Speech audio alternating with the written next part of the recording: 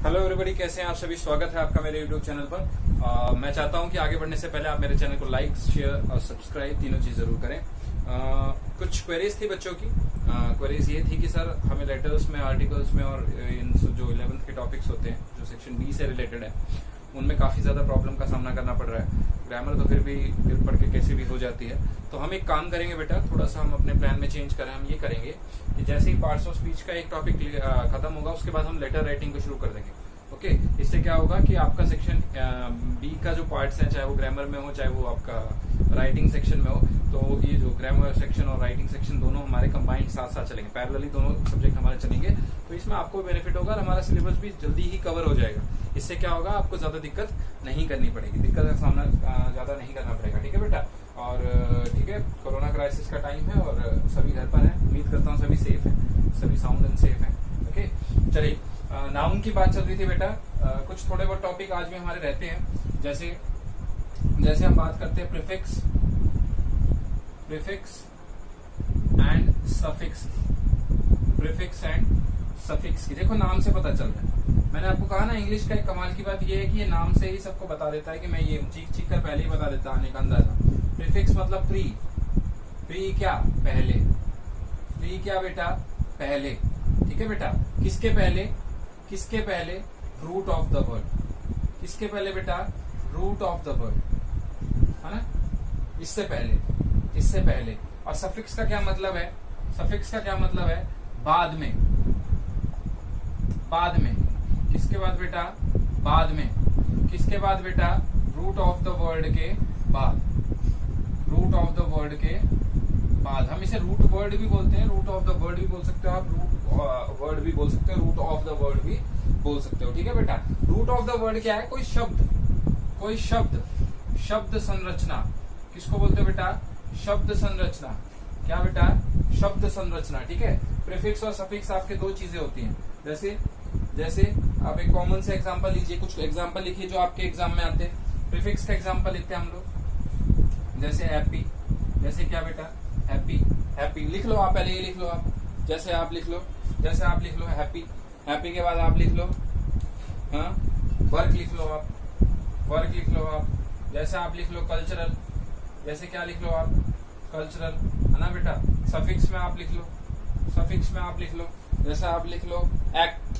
जैसे आप लिख लो एक्ट, क्या लिख लो बेटा, एक्ट। जैसे आप लिख लो परफेक्ट, क्या लिख लो बेटा, परफेक्ट। और जैसे आप क्या लिख लो, और आप लिख लो एब्सेंट, क्या लिख लो बेटा, एब्सेंट, है ना। ये तीन चीजें आप लिख लो, तीन वर्ड यहाँ के, तीन वर्ड यहाँ के। प्रीफिक्स की बात करते हैं बेटा, प्रीफिक्स की बात करते हैं। इससे पहले क्या जुड़ सकता है, अन जुड़ सकता है कि नहीं जुड़ सकता है। ये क्या बन जाएगा आपका, अनहैप्पी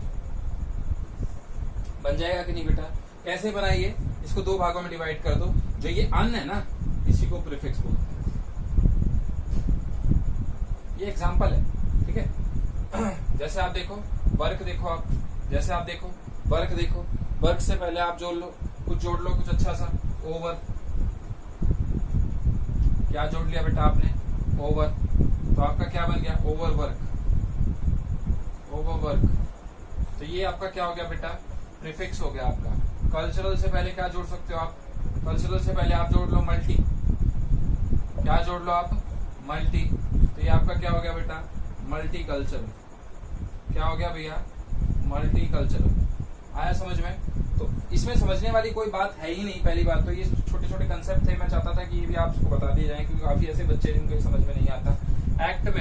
एक्ट में जैसे हमने जोड़ा ION, क्या जोड़ दिया, ION, तो क्या बन गया ये, एक्शन। क्या बन गया ये, एक्शन। जैसे परफेक्ट में हमने जोड़ा ION, क्या जोड़ा हमने, ION, तो क्या बन गया ये, परफेक्शन। क्या बन गया भैया ये, परफेक्शन। जैसे इसमें हमने क्या जोड़ना है, इसमें हम जोड़ सकते हैं ENCE। क्या जोड़ सकते हैं, ENCE। तो ये क्या बन जाएगा, एब्सेंस। क्या बन जाएगा, एब्सेंस। बन सकता है ना ये। इसमें C मेन होता है, वैसे लास्ट वाला जो वर्ड है ना बेटा, मेन होता है। जैसे एक कॉमन सा एग्जांपल लो, डिस्कवर। इसमें क्या जोड़ सकते हो आप, डिस्कवरी। Y जोड़ दिया आपने, क्या जोड़ दिया, वाई। तो कहने का क्या मतलब है, सफिक्स का मतलब जो शब्दों के क्या होते हैं, बाद में जुड़े होते हैं। प्रीफिक्स का मतलब जो शब्दों के क्या होते हैं, पहले जुड़े हुए होते हैं। ये आपका आज का पहला कंसेप्ट है, बड़ा छोटा सा कंसेप्ट है और बड़ा ही क्लियर और बड़ा कॉन्शियस सा सब्जेक्ट है ये, ठीक है। इसमें कोई ज्यादा सोचने वाली बात नहीं है। ले लो बेटा एक स्क्रीनशॉट ले लो, ले लो इसकी स्क्रीनशॉट, है ना बेटा। तो इसमें ज्यादा सोचने वाली बात नहीं है। प्रीफिक्स मतलब पहले, प्री प्री प्री मतलब प्री बोर्ड बोलते हैं ना हम लोग, एग्जाम फाइनल से पहले आता है प्री बोर्ड, है ना बेटा। तो वैसे ही आपका प्रीफिक्स, प्री यानी शब्दों से पहले, और सफिक्स यानी शब्दों के बाद, रूट ऑफ द वर्ड के मेन वर्ड में मतलब जोड़ना है आपको। कोई भी जो चीज है ना वो मेन वर्ड में आपको जोड़नी होती है, ठीक है। अगला देखो, अगला देखो, एक बहुत बड़ा अच्छा टॉपिक है, एक मस्कुलिन जेंडर। हम लोग बात करते हैं जेंडर के ऊपर, बड़ा छोटा सा टॉपिक है, इसको जल्दी खत्म करते हैं, इसको जल्दी खत्म करते हैं। जो ये जेंडर है ना बेटा, ये आपके किस किस में डिवाइड है, मस्कुलिन में। किस में डिवाइड है, पहला मस्कुलिन, दूसरा आपका देखो आपका किस में डिवाइड है बेटा, फेमिनिन। ऐसे चार्ट बना के दिखा रहा हूं मैं आपको, फेमिनिन। तीसरा देखो बेटा, तीसरा देखो आप कॉमन, कौन सा बेटा, कॉमन, ठीक है। चौथा देखो आप बेटा, चौथा देखो न्यूट्रल, कौन सा, न्यूट्रल, है ना। मस्कुलिन क्या है, मस्कुलिन क्या दर्शाता है, मस्कुलिन से क्या पता चल रहा है आपको, मेल। मस्कुलिन से क्या पता चल रहा है, मेल। फेमिनिन से क्या पता चल रहा है, फीमेल। फेमिनिन से क्या पता चल रहा है, फीमेल। और कॉमन से क्या पता चल रहा है, man versus female. Man versus wild आता है ना, वैसे मैन वर्सेस फीमेल। और न्यूट्रल से क्या पता चल रहा है बेटा, न्यूट्रल से क्या पता चल रहा है, कोई भी जेंडर नहीं, none, none, none of the above, none of the above. एक तीसरा ऑप्शन नहीं, चौथा ऑप्शन नहीं दिया जाता है, तीन ऑप्शन देके फिर एक दे देते हैं, नन ऑफ द अबव, है ना। तो नन ऑफ द अबव है हमारा न्यूट्रल। मस्कुलिन, मस्कुलिन में कौन आते हैं बेटा, मस्कुलिन में कौन आते हैं, मेल। मेल में कौन आ गया, मेल यानी हम, ह्यूमन। इसको मैन लिख लो, मैन लिख लो, मैन। जैसे क्या, पीकॉक, जैसे क्या लिख सकते हो आप, पीकॉक, है ना, लिख सकते हो कि नहीं लिख सकते हो। जैसे क्या लिख सकते हो आप, समर, क्या लिख सकते हो आप, समर। जैसे क्या लिख सकते हो आप, विंटर। जैसे क्या लिख सकते हो आप, विंटर। और लिखो, और लिखवाता हूं मैं आपको, किंग। जैसे क्या लिख सकते हो आप, किंग। और लिख लो भैया, और लिख लो आप, डेथ। ये वो मेन है जो बहुत इंपॉर्टेंट से होते हैं, डेथ। जैसे और क्या लिख सकते हैं हम लोग, टाइम। आपका टाइम भी क्या है, विंड। विंड भी क्या है आपका, मस्कुलिन जेंडर में। फेमिनिन पे आ जाओ, फेमिनिन पे आ जाओ। जैसे, जैसे वुमेन, जैसे पीहन, जैसे ऑटम, है ना, जैसे स्प्रिंग, जैसे आप क्वीन, है ना बेटा। और लिखोगे क्या, और लिख लो आप। और मैं ऐसे ऐसे वर्ड बताता हूं, मून भी क्या है आपका, मून भी आपका किस में आता है, चंदा मामा बोलते हो आप लोग, लेकिन मामी निकली, ये मामी निकली भैया। मून का जो जेंडर है बताऊंगा, आप टेंशन लेने की कोई बात नहीं है। मैं ये भी बताऊंगा कि क्यों ऐसा है। मून को हम लोग मामा तो बोलते हैं, पुलिस को भी मामा बोल देते हैं, पता नहीं क्या क्या चल रहा है। मून को हम लोग मामा बोलते हैं, लेकिन ये मामी है, ठीक है। कैसे है वो मैं बताऊंगा आपको। और लिखो, जैसे अर्थ, अर्थ भी क्या है आपका, अर्थ भी क्या है आपका, फीमेल है, फीमेल है आपका अर्थ, क्या है, फीमेल है। जैसे एक सबसे बड़ी बात जहां आप रह रहे हो, नेचर, क्या है भैया, नेचर आपका क्या है, नेचर भी आपका क्या है, फीमेल। बताऊंगा मैं आपको, बात करेंगे अभी हम, चर्चा करेंगे। कॉमन में देखो, कॉमन में देखो, स्टूडेंट्स, स्टूडेंट कोई भी स्टूडेंट हो सकता है ना, बेबी कोई भी हो सकती है ना, इन्फेंट कोई भी हो सकता है ना, इंजीनियर कोई भी हो सकता है ना, टीचर कोई भी हो सकता है, डॉक्टर कोई भी हो सकता है, फ्रेंड कोई भी हो सकता है ना बेटा, एनिमी कोई भी, है ना, एक्सेट्रा, एक्सेट्रा जरूर जोड़ देना सभी में, एक्सेट्रा, है ना। एक्सेट्रा से क्या पता चलता है कि हमारे जो शब्द हैं, सब शब्दों की जो संरचना है वो वहीं खत्म नहीं होती है, मतलब उसमें और भी बढ़ते चले जाते हैं। ठीक है, आया समझ में। आपका अगला लिखो भैया, अगला लिखो आप, न्यूट्रल जेंडर लिखो। न्यूट्रल जेंडर लिखो। न्यूट्रल जेंडर का मतलब क्या है? नन। नन से हम लोग बोल सकते हैं, नन से हम लोग बोल सकते हैं विदाउट लाइफ। क्या बोल सकते हैं हम लोग? Without life. किस में विदाउट लाइफ बेटा? बुक में विदाउट लाइफ, टेबल में विदाउट लाइफ, है ना। बल्ब, है ना बेटा। चेयर, है ना बेटा। गोल्ड, है ना बेटा। बेडशीट, है ना बेटा। ये सब क्या है? न्यूट्रल जेंडर है। क्या है ये? न्यूट्रल जेंडर है। एक्सेट्रा इसमें भी, क्यों? क्योंकि ये सब क्या है? Without life. इसमें लाइफ का उत्सर्जन नहीं है, जिंदगी इनमें नहीं है। They are dead, they are dead. सांस लेते हैं क्या? वो अलग बात है, मैं जानता हूँ, वो अलग बात है कि मेरी चद्दर है, मुझे इससे प्यार है, ठीक। वो वाली चीजें अलग चलती हैं, उन चीजों को इनसे मत जोड़ो। पहचान क्या है? कैसे पहचाने? हम क्यों कहते हैं कि यही आपके मस्कुलिन जेंडर है? ठीक है, इनकी वो क्या है, इनकी पहचान क्या है? पहचान किस बेस पर करते हैं हम लोग? स्ट्रेंथ के बेस पर करते हैं। किसके बेस पर करते हैं बेटा? स्ट्रेंथ के बेस पर करते हैं। क्यों? स्ट्रेंथ का क्या मतलब है बेटा? ताकत। क्या मतलब है बेटा? ताकत। और इसके साथ हम किसके ऊपर करते हैं बेटा? वॉयलेंस के ऊपर करते हैं। वॉयलेंस। आदमी की पहचान जो होती है ना बेटा, आजकल तो क्या है, man is equal to women, यही है क्या? हम कहते हैं नारी और नारा नहीं आदमी और औरत एक समान, ठीक है, यही कहते हैं ना हम लोग। तो मैन और वो जो वुमेन है, ये हम लोग ऐसे लेकर चलते हैं कि एक साथ है, लेकिन जो मैन की पहचान होती है वो कभी भी उससे नहीं होती, कोमलता से नहीं होती। मैन की पहचान होती है हमेशा स्ट्रेंथ से, ताकत से। और मैन की पहचान होती है, मैन की क्वालिटीज की बात चल रही है ना बेटा। मैन कोमल भाव में नहीं गिना जाता, है ना। तो मैन की बात चल रही है, तो मैन किसमें, उसमें कौन से भाव की उत्सर्जना ज्यादा होती है? किस भाव का उसमें ज्यादा मतलब डेवलपमेंट होता है? हम लोग कहते हैं ना ग्रोथ, डेवलपमेंट बोल सकते हैं इसको, ग्रोथ नहीं बोलेंगे, ग्रोथ आपके शरीर से रिलेटेड है। स्ट्रेंथ और वायलेंस, इसके बेस पर आपका मस्कुलिन जेंडर तय होता है। फेमिनिन किस पे होता है? फेमिनिन किस पे होता है? लिख लो आप, ब्यूटी पे। फेमिनिन किस पे होता है? ब्यूटी पे। किस पे? ब्यूटी। यहाँ ऐसे डाल के पहचान लिख लेना बेटा, पहचान लिख लेना। ब्यूटी पे, ब्यूटी पे। किस पर बेटा? ब्यूटी पर। और क्या है बेटा? ग्रेसफुलनेस पर। किस पे बेटा? ग्रेसफुलनेस पर। क्या बोलते हैं इसको आप हिंदी में? कोमलता बोलते हो आप इसे। क्या बोलते हो बेटा? कोमलता बोलते हो इसे आप, है ना बच्चे? कोमलता बोलते हो। अब देखो जेंटलनेस पर भी, जेंटलनेस पर भी इसको क्या बोलते हो बेटा? नम्रता बोलते हो। क्या बोलते हो इसे? नम्रता, है ना।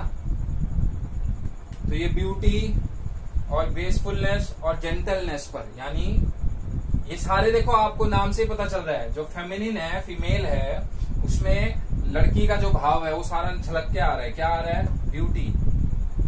दूसरी चीज क्या आ रही है? कोमलता। मनुष्य, आदमी के बारे में ये चीजें नहीं कही जाती। नम्रता, आदमी में नम्रता हो नहीं। उससे पहले आदमी में क्या देखा जाता है? आपका स्ट्रेंथ देखा जाता है, वॉयलेंस देखा जाता है। ये आदमी की शुरू से ही पहचान है, ठीक है बेटा। ये इन दोनों की क्या है बेटा? पहचान है। कॉमन की कोई पहचान नहीं होती, कॉमन की कोई पहचान नहीं होती।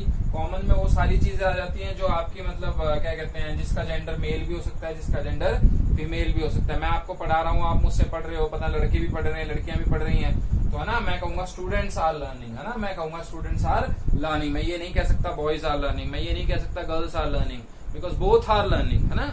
मेरे लिए दोनों बराबर है। अच्छा, चौथा क्या है? न्यूट्रल। न्यूट्रल भैया देख लो, सीधी सी बात है, विदाउट लाइफ। कोई भी ऐसी चीज जिसमें आपके लाइफ नहीं है, ब्लड नहीं है, जो चीज दौड़ भाग नहीं सकती, है ना, ठीक है। वो अलग बात है कि आप टेबल में टायर लगा दो तो वो अपने आप भी खिसक के चला जाए, थोड़ी सी स्लैंट अगर वो जमीन है ना, तो उस चीजें आप उससे कंपेयर मत करें बेटा, ठीक है। आया समझ में? ले लो, ये चार्ट का मैंने आपको बना दिया, इससे आपको इजीली याद हो जाएगा, ये चीजें याद हो जाएगी बेटा। लिख लो बेटा, जल्दी से कर लो।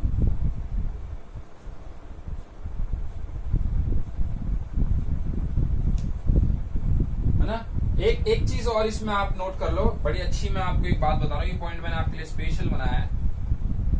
कलेक्टिव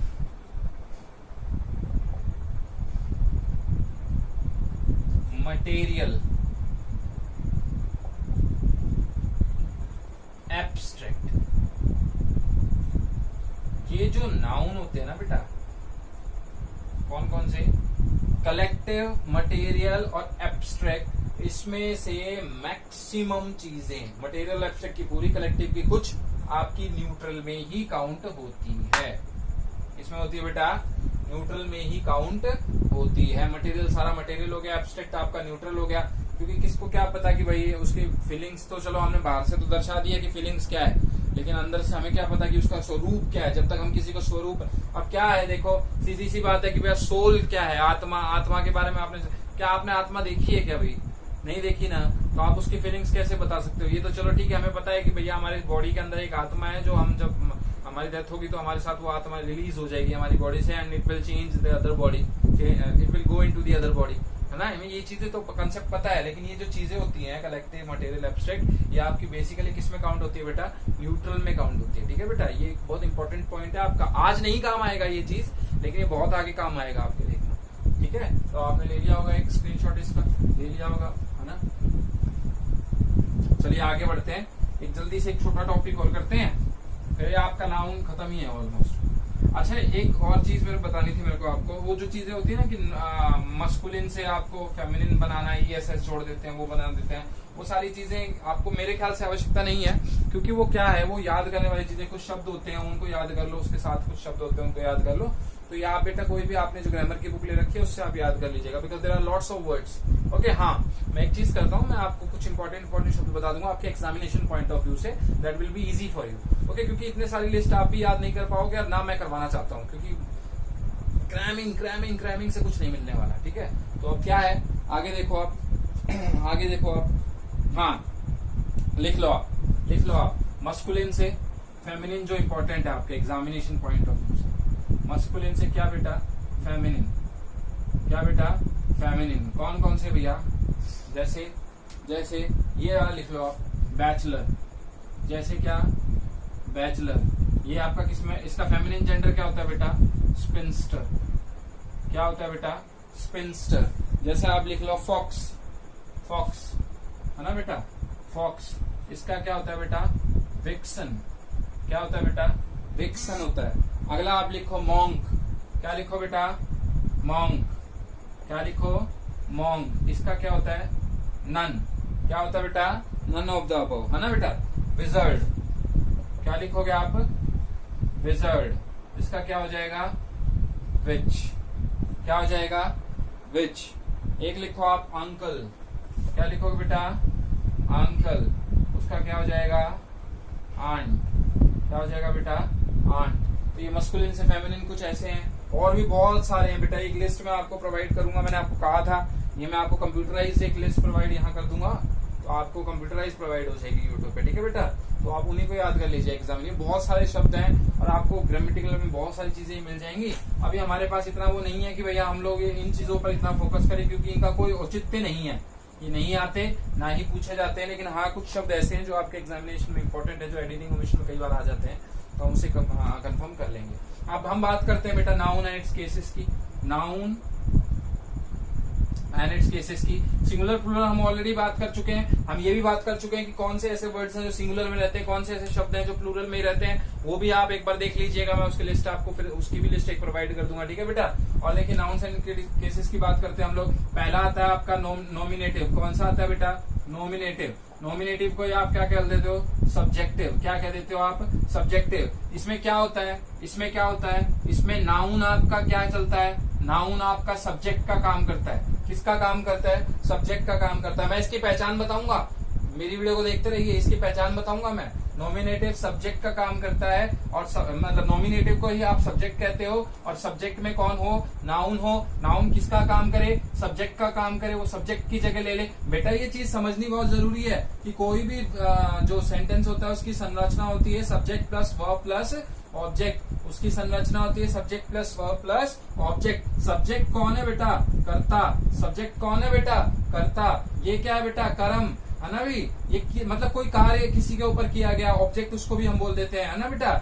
ये क्या बताता है, ये बताता है कि ये इसने जो कार्य किया वो किस दशा में किया, कैसे किया, क्या किया, ये एक्शन को बताता है। किसको बताता है? एक्शन को बताता है। तो यहाँ नॉमिनेटिव केस का क्या मतलब है? सब्जेक्ट। सब्जेक्ट का क्या मतलब कि नाउन किसकी जगह ले रहा है बेटा? नाउन किसकी जगह ले रहा है बेटा? सब्जेक्ट की जगह ले रहा है। किसकी जगह ले रहा है? सब्जेक्ट की जगह ले रहा है। जैसे राम इज डांसिंग, जैसे राम इज डांसिंग। कौन नाच रहा है? राम नाच रहा है। कौन नाच रहा है बेटा? राम नाच रहा है। तो ये क्या हो गया बेटा? Nominative case. कौन सा केस हो गया भैया? ये नॉमिनेटिव केस। आप में से कई ऐसे बच्चे होंगे ना, सीए वगैरह भी, सीए नहीं है मतलब वो एसएससी वगैरह के एग्जाम देंगे आगे, तो उसके लिए बहुत जरूरी है। ठीक है, अब देखो अगला एग्जांपल देखो, द थीफ रैन अवे। कौन भाग गया? The thief ran away. कौन भाग गया भाई? चोर भाग गया। ठीक है,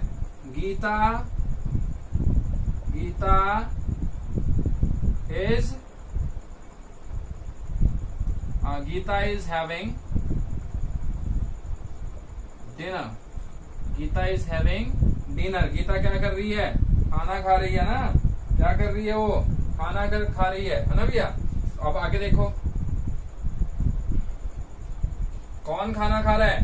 गीता खाना खा रही है। कौन खाना खा रहा है? गीता खाना खा रही है। अब देखो भाई, अगला आता है आपका objective case.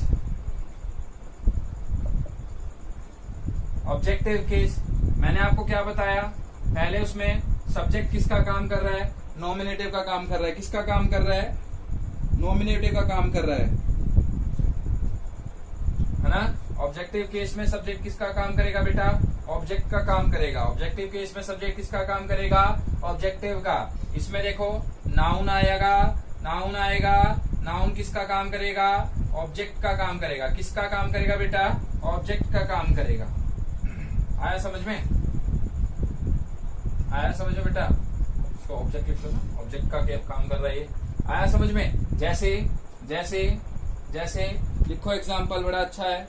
Ram writes a letter. Ram writes a letter. Ram writes a letter. मैं इसकी पहचान बताऊंगा आपको, मेरी वीडियो को ध्यान से देखिएगा। He saw a snake. जैसे ही सॉ अ स्नेक, है ना बेटा। और देखो एक और एग्जांपल लिख लो आप। Sita drinks water.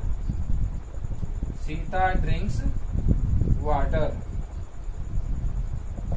आया समझ में बेटा? देखने में सारे सेंटेंसेस एक लग रहे हैं, देखने में सारे सेंटेंसेस एक लग रहे हैं। इसमें ऑब्जेक्टिव केस किसकी बात कर रहे हैं हम लोग? राम तो यहाँ पर किसका काम कर रहा है? राम यहाँ पर किसका काम कर रहा है? सब्जेक्ट का। लेकिन यहाँ पर भैया नाउन में कौन सा है? लेटर। वो किसका काम कर रहा है? ऑब्जेक्ट का। किसका काम कर रहा है बेटा? ऑब्जेक्ट का। यहाँ पर ही क्या है? सब्जेक्ट का काम कर रहा है। किसका काम कर रहा है बेटा? सब्जेक्ट का। लेकिन यहाँ स्नेक किसका काम कर रहा है भैया? ऑब्जेक्ट का काम कर रहा है। किसका काम कर रहा है? ऑब्जेक्ट का काम कर रहा है। यहाँ सीता किसका काम कर रही है बेटा?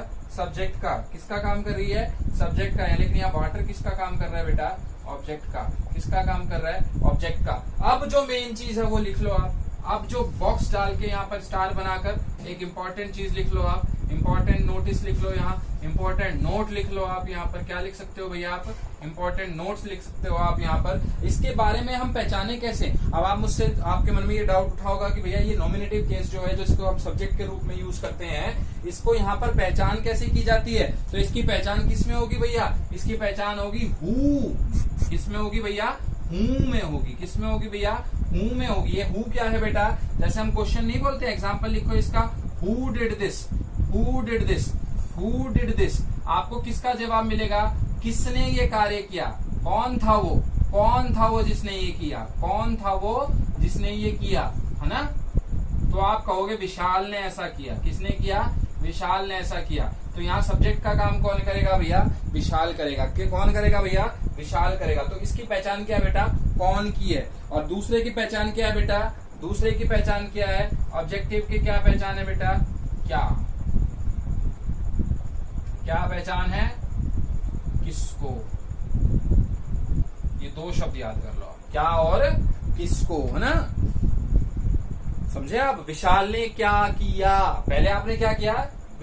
कौन था जिसने ये किया? चलो एक हम लोग एक एग्जांपल ले लेते हैं, लेटर की बात ले लेते हैं हम लोग। लेटर की बात ले लेते हैं। किसने लिखा लेटर? किसने लिखा लेटर? लिखा किसने भाई? विशाल ने लिखा। किसने लिखा? विशाल ने। तो अब ये कौन सा केस हो गया? ये नॉमिनेटिव केस हो गया, है ना? क्या हो गया? ये नॉमिनेटिव केस हो गया। अब दूसरा देखो, विशाल ने क्या लिखा? अब इसको छुपा दो। विशाल ने क्या लिखा? क्या लिखा? विशाल ने लेटर लिखा। क्या लिखा? लेटर लिखा। तो अब ये क्या हो गया? Objective case. तो जो आपको क्या में जवाब मिलेगा वो ऑब्जेक्टिव केस का मिलेगा, और जो आपको कौन में जवाब मिलेगा वो आपको किसका मिलेगा बेटा? नॉमिनेटिव का मिलेगा। याद है आपको? किसको में भी जवाब मिलेगा तो ऑब्जेक्टिव में। किसको लिखा? हम बोलते हैं ना किसको लिखा? विशाल ने किसको लिखा, ऐसे बोलेंगे ना बेटा। तो किसको में भी जो आपका जवाब मिलेगा, क्योंकि उसमें सब्जेक्ट पहले ही आ जाएगा, है ना। हम कहेंगे कि भाई विशाल ने किसको लेटर लिखा? अपने फादर को लेटर लिखा ना अभी, तो ये फादर क्या हो जाएगा आपका? ऑब्जेक्टिव केस में आ जाएगा। किस में आ जाएगा भैया? ऑब्जेक्टिव केस में आ जाएगा। तो ये दो चीज आपको समझ में आ गई होगी, नॉमिनेटिव केस और ऑब्जेक्टिव केस की पहचान समझ में आ गई होगी बेटा। ये जो दो चीज है ये इससे ही याद हो जाएगा आपको, इससे याद हो जाएगा कौन का जवाब होगा। तो भैया आपका नॉमिनेटिव केस होगा।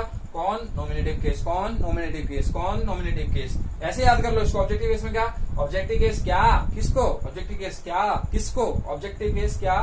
किसको? ऐसे करके आप इसको याद करोगे तो आपको 100% याद होगा, ये मेरी आपसे गारंटी है। आप मेरे नोट्स बनाते जाइए, जो मैं लिखवा रहा हूँ सिर्फ उनको लिखते जाइए। आपको कोई भी इंसान फेल नहीं कर सकता, आपको कोई भी इंसान आपके नंबर नहीं काट सकता, ये मेरी आपसे गारंटी है। तो यही इसी के साथ हम लोग इस नाउन को जो है थोड़ा बहुत खत्म करते हैं। थोड़ा बहुत मैं इसलिए कह रहा हूँ, कुछ क्वेश्चन हम लोग इसके अटेम्प्ट करेंगे कल, ठीक है। तो ये नाउन आपका यहाँ ऑलमोस्ट ऑल खत्म हो जाता है। 2-3 चीजें ऐसी ऐसी हैं जिनकी लिस्ट आपको प्रोवाइड करनी है, जैसे उसमें एस जोड़ देते हैं, उसमें ESS जोड़ देते हैं, उनकी पहचान क्या है, किसी से पहले कॉन्सोनेंट लगता है, किसी से पहले वॉवल लगता है ना। तो ये सारी चीजों की आपकी पहचान मतलब वो है, कोई खास बात नहीं है उसमें। उसमें आपको सिर्फ ये होता है कि अगर आपका लास्ट वर्ड से पहले वॉवल लगाओ तो आपका ये जुड़ जाएगा, उससे पहले अगर ये लगाओ कॉन्सोनेंट लगाओ तो आपका वो जुड़ जाएगा, बस यही सारी चीजें हैं। तो वो सारी ज्यादा इंपॉर्टेंट आपके लिए है नहीं, ठीक है। तो जो मेन इंपॉर्टेंट चीजें थी ना उनमें वो मैं आपको ऑलरेडी करवा चुका हूँ। रही बात आपको वो लिस्ट प्रोवाइड करने की, तो वो मैं बहुत जल्दी आपको प्रोवाइड कर दूंगा, कंप्यूटराइज प्रोवाइड कर दूंगा। और अगर नहीं कंप्यूटराइज प्रोवाइड करूंगा तो मैं यहाँ सामने लगा दूंगा, आप उसकी एक पिक ले लीजिएगा। जो इंपॉर्टेंट होगी, एग्जामिनेशन पॉइंट ऑफ व्यू से जो इंपॉर्टेंट होगी, हम वो लिस्ट प्रोवाइड आपको जरूर कर देंगे बेटा। मैं आशा करता हूँ कि ये नाउन चैप्टर आपको बिल्कुल आसान तरीके से समझ में आया होगा। इसमें ऐसा कोई कंसेप्ट नहीं है जो बाकी है, इसमें सब कुछ आपको ऑलमोस्ट ऑल कवर हो चुका है। मैंने जेंडर भी कर दिया, केसेस भी, हाँ केसेस के शायद 1-2 बाकी हैं, तो शायद नहीं, हाँ बाकी है। तो हम वो कल 1-2 ही बाकी हैं, हम लोग वो कल कवर अप कर लेंगे। उसके साथ कुछ क्वेश्चंस आपके पेंडिंग है, कुछ क्वेश्चंस को हम लोग जरूर करेंगे। 8-10 क्वेश्चन हम लोग उस पर अटेम्प्ट करके फिर हम लेटर राइटिंग पे हम चलेंगे। आर्टिकल राइटिंग जो भी इंपॉर्टेंट टॉपिक होगा मैं पहले वो उठाऊंगा, वो हम लोग, क्योंकि मैं लेटर राइटिंग आर्टिकल राइटिंग क्यों उठा रहा हूँ उसका एक पर्पज है। उसका पर्पज ये है कि हम लोग लेटर या जो भी उठाएंगे उसको 20 से 25 मिनट के दायरे में खत्म कर देंगे। अगर मेरी 20 मिनट की भी वीडियो होगी ना बेटा, तो 20 मिनट के दायरे में हम लोग लेटर या आर्टिकल राइटिंग को खत्म कर देंगे, ठीक है। अगर आप चाहते हैं कि भाई मैं आपको चैप्टर्स भी पढ़ाऊं, तो उसके लिए भी आप मेरे पास लिंक में हाँ यस करके कोई मैसेज आप भेज सकते हैं, ताकि मुझे पता चले कि कितने बच्चे मेरी वीडियो को देख रहे हैं। और हाँ एक मैसेज जरूर छोड़ें कि सर की क्या कहते हैं, ये वीडियो में हमें डाउट है, या जो भी है, या डाउट नहीं है, या अच्छा पढ़ाया, या जो भी गंदा पढ़ाया, जो भी है, ऐसा करके कुछ मैसेज छोड़े, ताकि मुझे पता चले कि कितने बच्चे मेरी वीडियो को देख रहे हैं, कौन कौन मेरी वीडियो को देख रहा है ना बेटा। तो आपसे अनुरोध करता हूँ कि वीडियो को लाइक शेयर सब्सक्राइब तीनों चीज जरूर करें बेटा। और स्टे सेफ, स्टे होम, आप कोरोना में अपने आप को सेफ रखें, यही मेरी आपसे आखिरी विनती है। थैंक यू आज के लिए, धन्यवाद।